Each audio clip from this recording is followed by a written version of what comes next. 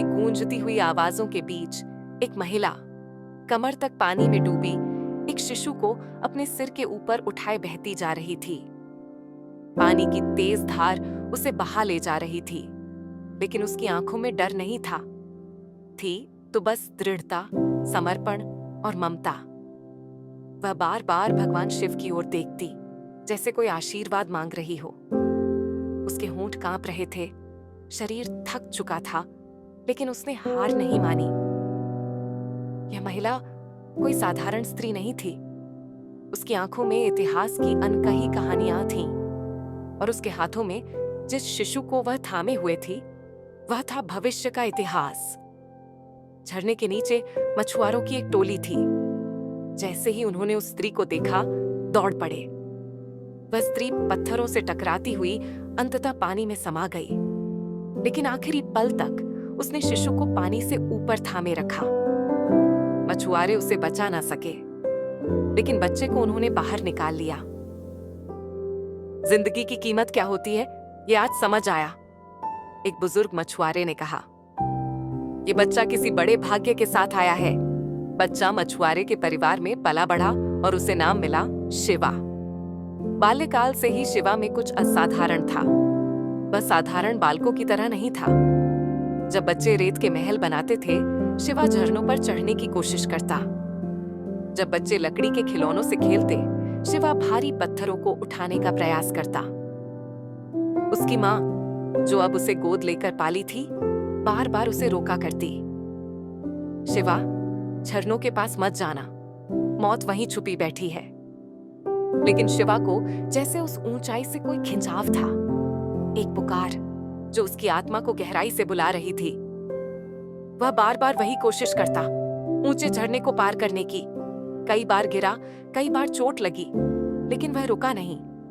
माँ उसे डांटती, मछुआरे उसे टोकते, लेकिन उसकी नजरों में एक सपना था जो किसी और दुनिया का था। एक दिन शिवा ने अपने गांव के पास एक विशाल शिवलिंग देखा। वर्षा हो रही थी और नदी का जल तेजी से बह रहा था। उसकी माँ ने देखा कि शिवा शिवलिंग को अपने कंधों पर उठाने की कोशिश कर रहा है। शिवा, तू क्या कर रहा है? ये भगवान है, माँ चिल्लाई। लेकिन शिवा के चेहरे पर श्रद्धा और समर्पण था। माँ, इनको बारिश में क्यों रहने दूं? कहकर उसने शिवलिंग को कंधे पर उठाया और झरनों की ओर चल पड़ा, जहां एक गुफा में वह शिवलिंग को रखाया। पूरा गांव स्तब्ध था। यह कोई साधारण किशोर नहीं था, कोई तो रहस्य था इसके जन्म में। एक दिन शिवा झरनों के पार पहुंचने में सफल हो गया। उसे एक गुफा मिली जिसके अंदर वह चला गया। वहां उसे एक मुखौटा मिला, एक योद्धा का मुखौटा। उस मुखौटे को देखकर शिवा के भीतर कुछ बदल गया। उसने सोचा, यह मुखौटा कहां से आया है, किसका है? वहीं से उसकी यात्रा शुरू हुई। उसने निर्णय लिया कि वह उस झरने की ऊंचाई को पार करके इस रहस्य की जड़ तक जाएगा। और फिर शुरू हुई उसकी महाका। जंगलों में शिवा की मुलाकात होती है अवंतिका से। वह एक योद्धा थी, बलशाली, तेजस्विनी और विद्रोहिणी। वह महिष्मती राज्य के अत्याचारों के खिलाफ एक गुप्त क्रांतिकारी दल की सदस्य थी, जिसका एक ही उद्देश्य था, राजकुमारी देवसेना को बंदी गृह से मुक्त कराना। शिवा को अवंतिका में आकर्षण महसूस हुआ। पहले तो अवंतिका ने उसे शत्रु समझा, लेकिन धीरे धीरे शिवा ने अपने कर्मों से यह साबित किया कि वह कोई सामान्य युवक नहीं। एक रात जब शिवा ने अवंतिका के शरीर पर लगे जख्मों को हल्के से स्पर्श कर मरहम लगाया, तब अवंतिका का कठोर हृदय भी पिघलने लगा। लेकिन शिवा का ध्यान सिर्फ प्रेम पर नहीं था, अब उसे भी इस लड़ाई में हिस्सा लेना था। व्यसी चढ़ाई, तेज धाराओं, फिसलते पत्थरों और मौत को मात देने वाली चुनौतियों से भरी। दिनों तक लगातार कोशिशों के बाद अंततः शिवा उस पर्वत को पार कर गया। सामने थी एक नई दुनिया, घना जंगल, विशालकाय हाथी और आदिवासी। शिवा को जब पता चला कि देवसेना नामक एक स्त्री को 25 वर्षों से बंदी बनाकर रखा गया है और उसे एक सामान्य दास की तरह दिन रात जलती हुई आग में भोजन पकाने के लिए विवश किया गया है, तब उसके भीतर ज्वालामुखी फूट पड़ा। एक स्त्री जो मां समान है, उसे इस तरह कैद में रखना क्या इंसानियत है? उसने क्रोध में कहा। अवंतिका और विद्रोही दल की योजना थी चुपके से महिष्मति में घुसकर देवसेना को मुक्त करना। लेकिन शिवा ने निर्णय लिया कि वह अकेले ही वहां जाएगा। शिवा महिष्मति की विशाल दीवारों को देखता है। राज्य का स्थापत्य दिव्य है, लेकिन उसकी आत्मा पर अत्याचारों का काला साया है। जैसे ही वह प्रवेश करता है, उसे देखकर कोई चौंक जाता है। कट्टप्पा, कट्टप्पा, राज्य का सबसे निष्ठावान दास, तलवार की धार पर जिसने वर्षों तक अपने स्वामी की सेवा की और जिस पर हर राजा को पूर्ण विश्वास था। लेकिन जैसे ही उसने शिवा को देखा, वह ठिठक गया। ये चेहरा, ये चाल, ये तो... उसके होंठ कांपने लगे। शिवा को देखकर जैसे उसे अपने अतीत के दृश्य याद आने लगे। लेकिन वह चौंका। शिवा ने पूछा, देवसेना कहाँ है? कट्टप्पा चुप रहा, लेकिन उसी क्षण एक तूफान उठा। शिवा ने अकेले ही महिष्मति के सैनिकों से युद्ध करना शुरू कर दिया। उसकी तलवार बिजली की तरह चली और देखते ही देखते कई सैनिक गिर गए। कट्टप्पा उसकी शक्ति देखकर स्तब्ध था। ये तो अमरेंद्र बाहुबली जैसा है। नहीं, ये तो... महिष्मति के भीतर युद्ध छिड़ चुका था। शिवा अपनी तलवार से सैनिकों को पछाड़ता हुआ बढ़ रहा था। उसका चेहरा उग्र था, उसकी गति बिजलियों जैसी थी। कटप्पा, जो राज्य का सबसे विश्वास पात्र योद्धा था, अपनी तलवार निकाल चुका था। लेकिन वह युद्ध नहीं कर रहा था, वह सिर्फ देख रहा था। शिवा के हर वार में एक परछाई थी, कोई और, जैसे उसकी तलवार में एक जाना पहचाना स्पर्श हो। कटप्पा के मन में भूतकाल का एक दरवाजा खुलता है। वह दौर जब महिष्मति पर 2 राजकुमारों का शासन हुआ करता था। बहुत वर्षों पहले, जब महिष्मति एक शक्तिशाली साम्राज्य था, वहां की रानी शिवगामी राज्य का संचालन करती थीं। उनके 2 पुत्र समान शिशु थे। एक था अमरेंद्र बाहुबली और दूसरा भल्लाल देव। शिवगामी ने निर्णय किया था कि महिष्मति का अगला राजा वही होगा जो योग्य होगा, भले ही वह रक्त संबंधी पुत्र हो या गोद लिया गया। अमरेंद्र बाहुबली को प्रजा से प्रेम था। वह दया, न्याय और करुणा से भरा था, जबकि भल्लाल देव शक्तिशाली था। लेकिन उसके हृदय में लालच, अहंकार और क्रूरता का विषयता था। दोनों को समान शिक्षा दी गई, समान युद्ध कौशल सिखाया गया। कटप्पा उन दोनों का गुरु और संरक्षक था। उसने उन्हें तलवार, नीति और युद्ध की सारी कलाएं सिखाईं। बड़े होते होते दोनों राजकुमारों के गुण अलग अलग चमकने लगे। भल्लाल देव शक्तिशाली भाले से युद्ध करता, विशालकाय जानवरों का शिकार करता और अपनी शक्तियों से स्वयं को श्रेष्ठ मानता। वहीं बाहुबली युद्ध के साथ साथ जनता के दुख सुख में शामिल होता, प्रजा की पीड़ा समझता और अपने शौर्य का प्रयोग रक्षा के लिए करता। रानी शिवगामी के सामने एक कठिन प्रश्न था। राज्य के लिए कौन उपयुक्त राजा होगा, शक्ति या सेवा? अचानक एक दिन उत्तर दिशा से बर्बर जाति कालकेय ने हमला बोल दिया। ये जाति निष्ठुर, रक्त पिपासु और बर्बर थी। वे केवल तबाही फैलाना जानते थे और अब वे महिष्मति की ओर बढ़ रहे थे। राज्य संकट में था। रानी शिवगामी ने घोषणा की, जो इस युद्ध में सबसे श्रेष्ठ प्रदर्शन करेगा वही महिष्मति का सम्राट बनेगा। कटप्पा ने सेना को युद्ध के लिए संगठित किया। अमरेंद्र बाहुबली और भल्लाल देव ने अपने अपने तरीके से योजना बनाई। भल्लाल देव ने विशालकाय रथ बनवाया जिसमें घूमती हुई ब्लेड्स थीं। उसने जानवरों को लोहे की कवच पहनाकर तैयार किया। वहीं बाहुबली ने सैनिकों को अनुशासन, रक्षा चक्र और जनता को बचाने की रणनीति सिखाई। युद्ध का दिन आया। मैदान पर चारों ओर कोहराम था।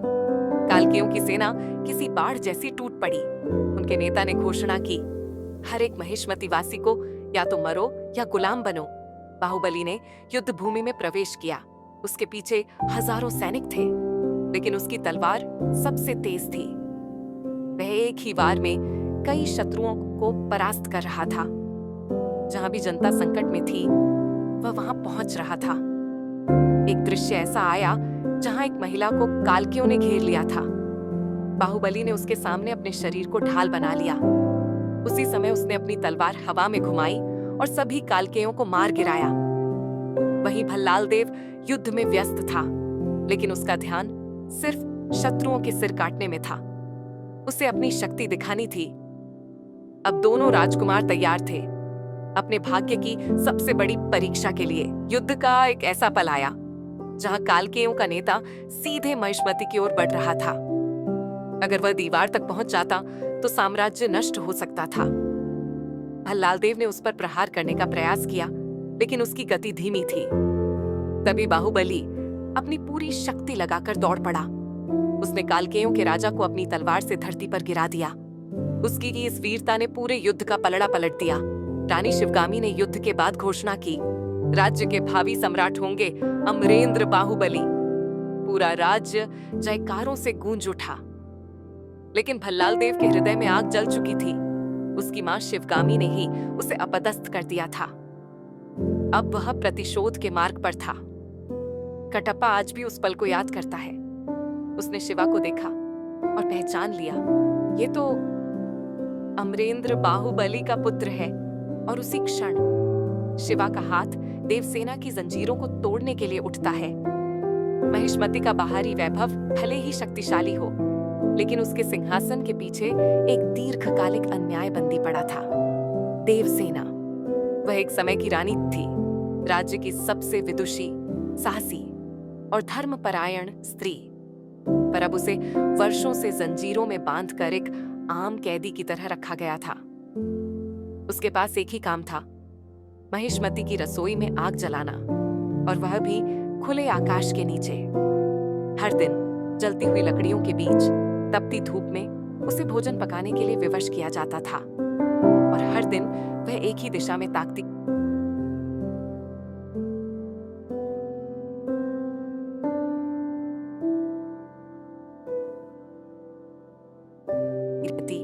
राजमहल की ओर, मानो उसका कोई अपना उसे लेने आएगा। उसे नारी नहीं, एक पराजित अहंकार समझकर कैद किया गया था। भल्लाल देव की क्रूरता का परिणाम। जैसे ही शिवा देवसेना को देखता है, उसके हृदय में कुछ टूटता है। वह उस पीड़ा को सहन नहीं कर पाता। यह मां समान स्त्री क्यों दासी बनी हुई है? वह पूछता है। उसके भीतर की आग अब भड़कने लगती है। वह उसके पास जाता है और लोहे की बेड़ियां तोड़ देता है। पूरे राज्य के सैनिक दौड़ पड़ते हैं। युद्ध आरंभ हो जाता है। कटप्पा तलवार उठाकर शिवा के समक्ष आता है, पर तब तक शिवा देवसेना को गोद में उठाकर वहां से भाग चुका होता है। उसकी शक्ति और गति देखकर सैनिक भी हैरान हो जाते हैं। कटप्पा, जो जीवन भर अपने कर्तव्य से नहीं डिगा, अब संकट में था। वह किसका साथ दे? राज्य का या इस बालक का जो उसकी आंखों में अपने पिता की छवि है? शिवा, कटप्पा और देवसेना अब महिष्मति से दूर एक गुफा में छुपे हुए थे। शिवा अपने बारे में सवाल पूछता है। मैं कौन हूं? मेरी मां कौन है? मेरा अतीत क्या है? कटप्पा के चेहरे पर सन्नाटा था। उसके चेहरे पर दुहक, शर्म और दर्द की रेखाएं थीं। धीरे धीरे उसने अपना सिर झुकाया और बोला, तू अमरेंद्र बाहुबली का पुत्र है और मैंने ही तेरा पिता मारा। ये वाक्य जैसे पहाड़ की तरह गिरे शिवा के दिल पर। उसकी आंखों में तूफान था, क्रोध, शंका और पीड़ा। तुमने क्यों मारा मेरे पिता को? उसने पूछा। कटप्पा के होठों से शब्द नहीं निकल पा रहे थे। उसके आंसू उसके उत्तर थे। कटप्पा की यादों में अब वो दिन आते हैं जब अमरेंद्र बाहुबली राज्य के सम्राट घोषित हो चुके थे। उनके साहस, दया और नेतृत्व ने उन्हें जनप्रिय बना दिया था। लेकिन तभी उनकी मुलाकात हुई देवसेना से, कुंतल साम्राज्य की राजकुमारी। दोनों में प्रेम हुआ, एक ऐसा प्रेम जो स्वाभिमान और सम्मान पर टिका था। देवसेना सिर्फ सुंदर नहीं थी, वह निर्भीक, बुद्धिमती और निडर थी। उसने बाहुबली को चुनौती दी, परीक्षण किया, और जब उसे योग्य पाया तब प्रेम स्वीकारा। परंतु यह प्रेम भल्लाल देव और उसकी मां भिज्जला देवी को स्वीकार नहीं था। शिवगामी ने जब सुना कि बाहुबली ने बिना राज्य की अनुमति के विवाह का प्रस्ताव भेजा है, तो उन्हें क्रोध आया। भल्लाल देव और भिज्जला देवी ने इस अवसर को हथियार बना लिया। उन्होंने शिवगामी के समक्ष ऐसा जाल बुना कि बाहुबली को राज्य के सिंहासन से हटा दिया गया।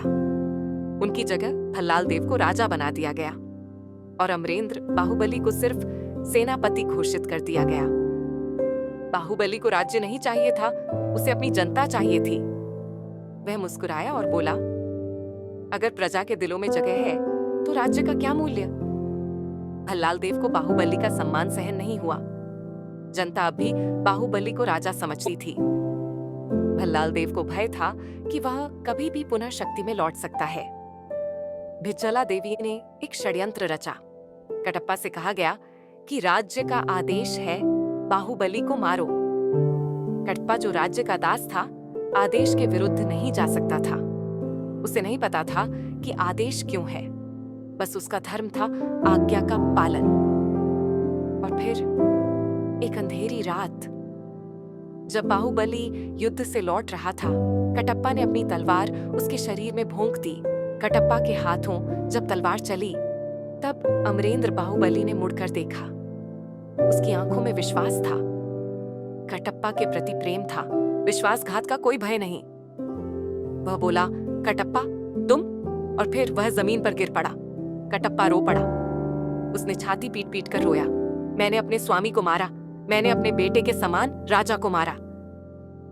बाहुबली की मृत्यु के बाद भल्लाल देव ने देवसेना को बंदी बना लिया, लेकिन कटप्पा ने अपने अपराध का पश्चाताप करते हुए एक कार्य किया। उसने देवसेना के नवजात शिशु को, महेंद्र बाहुबली, अब जिसे हम शिवा कहते हैं, को महिष्मती से बाहर ले जाकर उसे सुरक्षित बचाया। झरनों के नीचे जहां फिल्म की शुरुआत हुई थी, कटप्पा ने ही देवसेना के साथ मिलकर शिशु को वहां पहुंचाया। लेकिन देवसेना झरनों की धार में बह गई और शिवा बच गया। अब शिवा सब कुछ जान चुका था, अपने पिता की शहादत, मां की कैद, कटप्पा का पश्चाताप और भल्लाल देव की क्रूरता। उसकी आंखों में अब आंसू नहीं थे, बल्कि ज्वालामुखी धक रहा था। अब महिष्मती को न्याय मिलेगा, उसने कहा। कटप्पा उसके सामने झुक गया। मैं तुम्हारा दास नहीं, तुम्हारा सेनापति हूं, बाहुबली। कटप्पा के मुंह से यह सत्य जानने के बाद कि वह अमरेंद्र बाहुबली का पुत्र है और उसके पिता की हत्या उसी वफादार कटप्पा से हुई।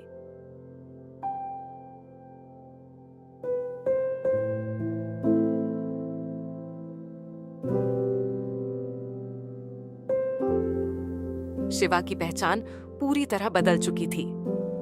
अब वह शिवा नहीं रहा, अब वह था महेंद्र बाहुबली। उसकी नसों में अब सिर्फ खून नहीं, प्रतिशोध की आग बह रही थी। पर यह प्रतिशोध क्रोध से नहीं, न्याय से जन्मा था। वह अपने पिता की तरह ही विचारशील था और उसने तय किया कि महिष्मती को मुक्त कराना है। कटप्पा, जो वर्षों से अपराध बोध में जिया था, अब मुक्त हुआ। वह अब अपने वचन को पुनः निभाना चाहता था, लेकिन इस बार सच्चाई के साथ। महेंद्र बाहुबली, मेरा जीवन अब सिर्फ तुम्हारे चरणों में है, उसने सिर झुकाते हुए कहा। महेंद्र ने उसका हाथ थामा और कहा, तुमने अपने कर्तव्य से हटकर नहीं मारा था। अब मेरे साथ मिलकर वो अधर्मी साम्राज्य मिटाना है जिसने तुझे मजबूर किया।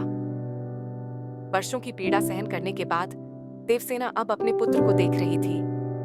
वो जिसकी कल्पना उसने हर पल की थी, अब सामने खड़ा था। मां और पुत्र की आंखें मिली और वर्षों का वियोग एक आंसू की धारा में बह गया।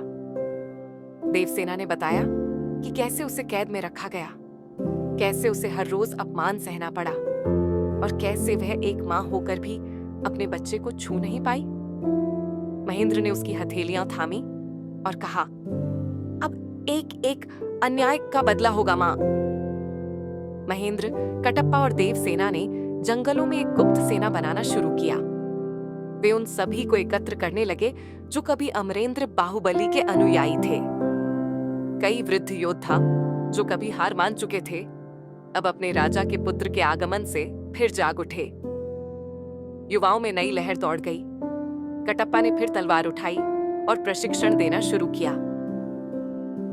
बच्चे, बूढ़े और युवा सभी एक लक्ष्य की ओर बढ़ने लगे। उधर महिष्मती में भल्लाल देव अब भी लोहे की गद्दी पर बैठा था। उसका शरीर अब और भी विशाल हो चुका था। वह स्वयं को भगवान समझने लगा था। हर दीवार पर उसकी मूर्तियां बनवाई गई थीं। जनता भूखी थी और महल सोने से जड़ा हुआ था। रोज देवसेना को प्रकट रूप से अपमानित किया जाता। शिवगामी, जो कभी शक्तिशाली रानी थीं, अब मौन थीं। वे कटे हुए पंखों वाली एक चुप साध्वी बन चुकी थीं। उन्हें भिज्जला देवी की राजनीति ने अलग थलग कर दिया था। एक रात महेंद्र और उसके विद्रोही जंगल से निकलकर एक छोटी सीमा चौकी पर हमला करते हैं। वे वहां के सैनिकों को परास्त कर महिष्मती के प्रथम स्तंभ को गिराते हैं। कटप्पा की तलवार एक बार फिर गूंज उठती है। उसके वार में अब पछतावा नहीं, गर्व था। देवसेना अपने धनुष से अग्निबाण चलाती है। जब यह समाचार महिष्मती पहुंचता है, भल्लाल देव का चेहरा गुस्से से तमतमा उठता है। वह गरजते हुए पूछता है, कौन है यह मूर्ख जो महिष्मती के विरुद्ध विद्रोह का सपना देखता है? लेकिन तब भिज्जला देवी धीरे से कहती है, वो मूर्ख नहीं, वो तुम्हारा अंत है। वो है अमरेंद्र का पुत्र। भल्लाल देव पहली बार डरता है। वो जिस आदमी को अपने हाथों मरवाया था, अब उसका बेटा उसी की ओर बढ़ रहा है। शिवगामी, जो वर्षों से चुप थीं, जब सुनती हैं कि महेंद्र जीवित है, उनके भीतर फिर से शक्ति जाग जाती है। उन्हें अपनी गलती का एहसास होता है। वो एक रात राजमहल से निकलकर गुप्त रूप से कटप्पा से मिलती है। कटप्पा उनके चरणों में गिर पड़ता है। माफ करिए रानी, मैंने आपको धोखा दिया। शिवगामी उसे उठाकर कहती हैं, अब समय है अपने अपराध को धोने का। चलो महेंद्र को राजा बनाने की आखिरी लड़ाई लड़ते हैं। कटप्पा, देवसेना और शिवगामी के साथ महेंद्र एक पर्वत की चोटी पर चढ़ता है, जहां से पूरी महिष्मती दिखाई देती है।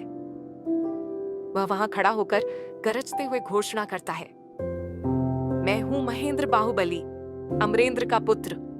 मैं आया हूं अपना राज्य वापस लेने। हर अन्याय का न्याय होगा और जो इस साम्राज्य की रक्षा करेगा वो मेरा भाई होगा। जनता में लहर दौड़ जाती है। जो लोग अब तक डर से चुप थे, अब हथियार उठाते हैं। महिष्मती के किले बंद हो जाते हैं। युद्ध की तैयारियां शुरू हो जाती हैं।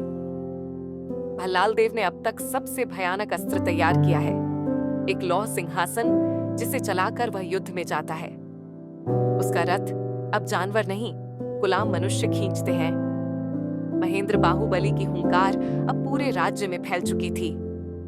महिष्मती के लोग वर्षों से अत्याचार में जकड़े थे। अब उन्हें एक नया आशा की किरण दिखी थी। बूढ़े, जवान, स्त्रियां सभी युद्ध की तैयारी में लग गए। देवसेना अब केवल मां नहीं, बल्कि धर्म युद्ध की अग्रणी बन चुकी थी। कटप्पा, जिसका सिर अपराध से झुका हुआ था, अब उसी अपराध को न्याय में बदलने के लिए तलवार उठाने को तत्पर था। शिवगामी अपने अंतर्मन की पीड़ा को त्याग कर एक बार फिर रानी की तरह सोच रही थी। भल्लाल देव ने जब सुना कि जनता महेंद्र को बाहुबली कहकर पुकारने लगी है, उस भीतर भय उत्पन्न हुआ। उसने सुरक्षा बढ़ा दी, महल के द्वार बंद करवा दिए। भिज्जला देवी ने फिर अपनी राजनीति से आग भड़काने की कोशिश की। एक बार फिर अपने सिंहासन की रक्षा कर पुत्र, जो हमने रक्त से सींचा है। भल्लाल देव ने अपना विशाल युद्ध रथ तैयार करवाया, जिसमें लोहे की धारदार चक्कियां थीं और जो नरबली से रुधिर स्नान करता था। महेंद्र की सेना जैसे ही महिष्मती की सीमाओं तक पहुंची, शिवगामी ने सबके सामने घोषणा की, महेंद्र बाहुबली, अमरेंद्र का पुत्र, अब महिष्मती का सच्चा उत्तराधिकारी है। मैं उसे राजगद्दी सौंपती हूं। यह घोषणा सुनकर भल्लाल देव ने पागल होकर शिवगामी को पकड़ने का आदेश दिया। लेकिन शिवगामी ने हंसते हुए कहा, तू एक सिंहासन से रानी को कैद कर सकता है, उसके विचारों को नहीं। महेंद्र बाहुबली की सेना और महिष्मती की सेना मैदान में आमने सामने खड़ी थी। दोनों तरफ रणभेरी बज रही थी। कटप्पा ने अपने पुराने योद्धाओं को आदेश दिया, आज हम सिर्फ महेंद्र के लिए नहीं, बल्कि उसके पिता के न्याय के लिए लड़ेंगे। देवसेना अपने हाथ में वही धनुष पकड़े खड़ी थी, जिससे उसने वर्षों पहले भल्लाल देव के महल की दीवारों को छेद दिया था। युद्ध आरंभ हुआ। पृथ्वी कांपने लगी, तलवारें टकराईं, भालों की धारों से हवा चीरने लगी। भल्लाल देव अपने लौह सिंहासन पर बैठकर दुश्मनों को रौंदता जा रहा था। वह क्रोध से अंधा था। लेकिन दूसरी ओर महेंद्र बाहुबली की चाल में अपने पिता की छाया थी। वह युद्ध में चतुराई से आगे बढ़ रहा था। उसने लोहे की चट्टानों को ऊपर से गिराकर भल्लाल देव की सेना को रोक दिया। हाथियों और घोड़ों से बना एक घेरा तैयार कर उसने दुश्मन को बीच में फंसाया। महल के अंदर भल्लाल देव ने शिवगामी को बंदी बना लिया। वह उसे जलते हुए लकड़ी के ढेर पर ले गया, जहां वर्षों पहले देवसेना को जलाया जाने वाला था। लेकिन शिवगामी ने गर्व से कहा, मैं एक मां हूं जिसने अपने पुत्र को खोया और अब उसकी विरासत को देख रही हूं। मुझे जलाओ, पर उसकी आग से तेरा अंत होगा। भल्लाल देव ने आग लगवा दी। कटप्पा ने जब यह देखा तो वह महल की ओर भागा, लेकिन शिवगामी पहले ही अग्नि में समा चुकी थी। उसकी आंखें बंद हुईं, पर चेहरे पर शांति थी। महेंद्र और भल्लाल देव आमने सामने आए। दोनों तलवारें टकराईं, बिजली की तरह। चिंगारियां उड़ रही थीं। हर वार में क्रोध, पीड़ा और इतिहास की गूंज थी। भल्लाल देव ने कहा, तेरे पिता को मैंने मारा, अब तुझे भी मारूंगा। महेंद्र ने उत्तर दिया, तूने सिर्फ शरीर मारा, लेकिन उसकी आत्मा अब मुझ में है। लंबे युद्ध के बाद महेंद्र ने भल्लाल देव को जमीन पर गिरा दिया। उसे खींचते हुए वह उसी स्थान पर लाया जहां देवसेना को वर्षों तक अपमानित किया गया था। देवसेना ने उसकी आंखों में देखा, अब न्याय होगा। भल्लाल देव को एक विशाल लकड़ी की चिता से बांधा गया, वही जहां उसने देवसेना को जलाने की कोशिश की थी। देवसेना ने अग्निबाण से चिता को जलाया। भल्लाल देव जलता रहा और उस आग में वर्षों का अन्याय, पीड़ा और अधर्म भस्म हो गया। अब महेंद्र बाहुबली अपनी मां देवसेना के साथ महल में प्रवेश करता है। जनता फूल बरसाती है, जयकारों से आकाश गूंजता है। वह राज सिंहासन पर बैठता है, लेकिन वह सिंहासन अब लोहे का नहीं, बल्कि न्याय का प्रतीक बन चुका था। कटप्पा, जो अब सिर ऊंचा करके चलता है, महेंद्र के चरणों में नहीं बैठता, बल्कि उसके दाएं हाथ की तरह कार्य करता है। देवसेना अब रानी नहीं, बल्कि राज्य की धर्मपालिका बन जाती है। और महेंद्र के मन में एक ही उद्देश्य रहता है, एक ऐसा राज्य बनाना जहां शक्ति नहीं, सेवा सर्वोपरि हो। महिष्मती में वर्षों बाद सूरज की पहली किरण जब स्वर्ण मंडप की छत पर पड़ी, तो वह रोशनी भय से नहीं, आशा से भरी हुई थी। अब सिंहासन पर कोई अत्याचारी नहीं बैठा था, बल्कि एक ऐसा शासक जिसने सिंहासन को तपस्या की तरह स्वीकार किया था। महेंद्र बाहुबली, जिसने जीवन का बड़ा भाग अपने पिता की पहचान के बिना बिताया, अब एक उत्तरदायी राजा था। अब देवसेना सिर्फ रानी नहीं थी, वे राज्य की धर्मपालिका बन चुकी थीं। उनके अनुभव और पीड़ा ने उन्हें न्याय की सबसे तीव्र दृष्टि दी थी। वो कहती, राजा की आंखें जनता से ऊंची नहीं होनी चाहिए। वह तभी राजा कहलाता है जब हर रोते हुए बच्चे की आवाज उसके कान तक पहुंचे। उनके आदेश पर बंदी गृहों की समीक्षा की गई। स्त्रियों की सुरक्षा हेतु नए सैनिक दल बनाए गए और राजकोष में सबसे पहला स्थान शिक्षा और न्याय को दिया गया। कटप्पा के जीवन का सबसे कठिन दौर अब पीछे था, लेकिन उसका हृदय अब भी अपने किए अपराध की आग में जलता था। एक दिन महेंद्र ने उसे बुलाकर कहा, तुमने मेरे पिता की हत्या की, लेकिन वचन की मर्यादा में। अब मैं चाहता हूं कि तुम इस राज्य को सच्चे रक्षक बनकर संभालो। कटप्पा ने सिर झुकाया। यह जीवन अब सिर्फ सेवा के लिए है, और जब तक सांस चलेगी यह तलवार तुम्हारे न्याय की परछाई रहेगी। राजमहल के उद्यान में एक ऊंचा स्तंभ स्थापित किया गया, जिस पर लिखा था, जिसने स्वयं को जलाकर एक राजा को जन्म दिया, महारानी शिवगामी। महेंद्र प्रतिदिन उस स्तंभ के पास कुछ पल बिताता। वहां वह सिर्फ पुत्र नहीं, एक राजा बनकर सोचता। राजा महेंद्र ने सबसे पहले राज्य की न्याय व्यवस्था को पुनर्गठित किया। अब कोई भी शासक, चाहे वह राजा का भाई हो या सेनापति, जनता के प्रश्नों से बच नहीं सकता था। महल के द्वार हर सप्ताह खुलते थे। जहां जनता सीधे राजा से बात कर सकती थी। देवसेना स्वयं उन सभा का संचालन करती थी। महेंद्र ने युवा सैनिकों को युद्ध कला सिखाने के लिए धर्म अस्त्र विद्याशाला की स्थापना की। यह केवल शस्त्र का नहीं, चरित्र का प्रशिक्षण स्थल था। हर योद्धा को एक शपथ दिलाई जाती, हमारा अस्त्र किसी निर्दोष के विरुद्ध नहीं उठेगा। हमारी तलवार तभी चलेगी जब सत्य पर खतरा होगा। वर्षों के अत्याचार से राज्य की अर्थव्यवस्था चरमरा चुकी थी। महेंद्र ने करों को कम किया, किसानों को मुक्त किया और बंजर जमीनों को फिर से उपजाऊ बनाने का आदेश दिया। श्रमिकों और कारीगरों को नए अवसर दिए गए। जल प्रबंधन, नदी संरक्षण और वन्य प्राणी संरक्षण पर योजनाएं बनी। राजा महेंद्र ने कहा, शासन केवल तलवार से नहीं चलता, वह विचारों से चलता है। अब हमें युद्ध नहीं, निर्माण करना है। उसने एक राजसभा में प्रस्ताव रखा, अब हम शस्त्र से अधिक शास्त्र का आदर करेंगे। राजमहल में पहली बार पुस्तकालय बना, जहां ज्ञान का आदान प्रदान हुआ। देवसेना स्वयं वहां जाती और स्त्रियों को शिक्षा के लिए प्रोत्साहित करती। राज्य शांत था, पर राजा जानता था, शांति को बनाए रखने के लिए चौकसी आवश्यक है। महेंद्र ने सीमाओं पर नए गढ़ बनाए, मित्र राज्यों के साथ संधियां की और पूर्व दुश्मन राज्यों को पुनः मान्यता देकर सहयोग की नीति अपनाई। समय बीतता है। वर्षों बाद एक दिन देवसेना बालक को गोदी में ले आती है, महेंद्र और अवंतिका का पुत्र। वह बालक उत्सुकता से कटप्पा की तलवार को देखता है।